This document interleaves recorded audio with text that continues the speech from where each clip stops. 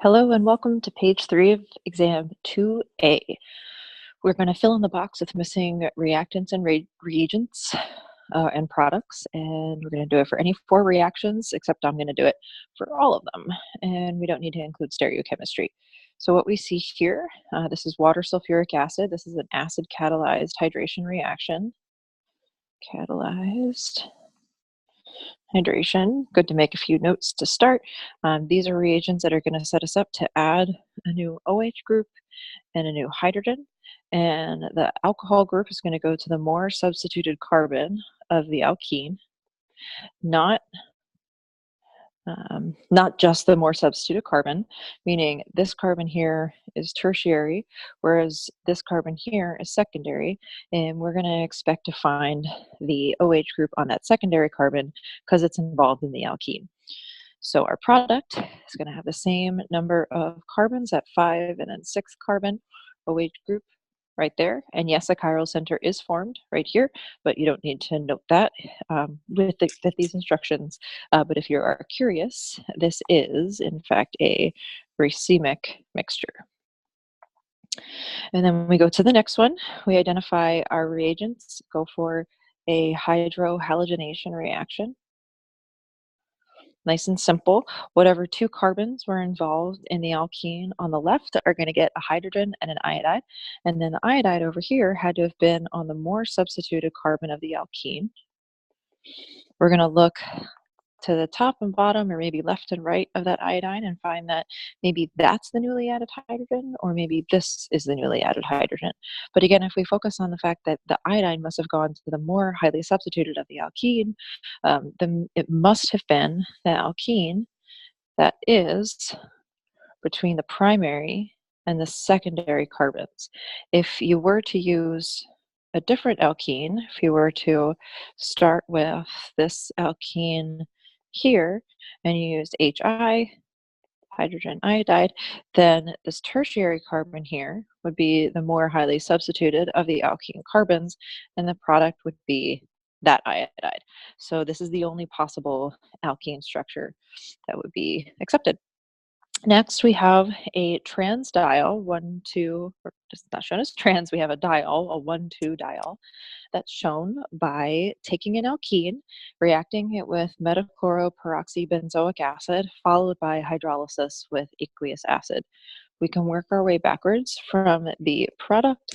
We see that these 2 carbons that have the alcohols now must have been an epoxide here.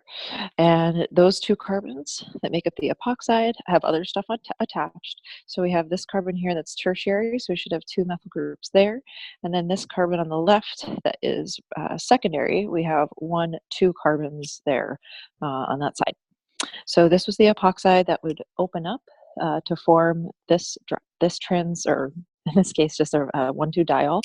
And we take those 2 same dotted carbons that are in the epoxide product, and we know that they must have been an alkene in the starting material, and you're given that little hint below.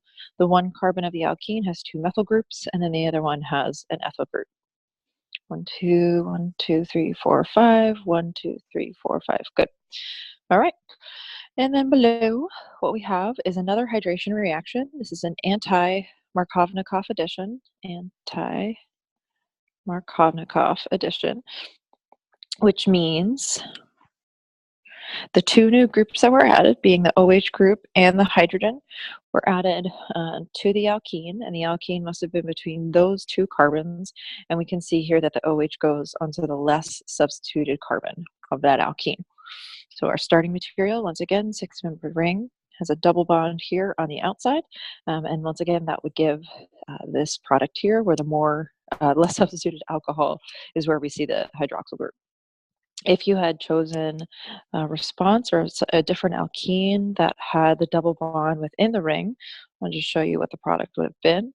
So say if you chose this alkene instead, if you did those same hydroboration oxidation reagents, now this secondary carbon would be the less substituted of the 2, so this would actually be your product. So you can see that it's different from the given product in this problem. For part E, we see that we're splitting the alkene into two pieces, two carbons on one side to give acetaldehyde, and then we have, let's see how many, 1, 2, 3, 4 carbons on the other side that give this other aldehyde. The key thing to notice is that the products are aldehydes as opposed to carboxylic acids, so we should be using the milder oxidizing agent that's being ozone, zinc, and acid. Right, that's an oxidative cleavage reagent. Oxidative cleavage that would split the carbon sigma and pi bond. Last but not least, perhaps one of the simpler reactions, this is catalytic hydrogenation. In simple terms, we're going to take the two carbons that make up the alkene and we're going to add two hydrogens. It turns an alkene into an alkane. In case that wasn't clear, an alkene into an alkane, and this simple cycloalkane product is what we get. That's page 3. See you at page 4.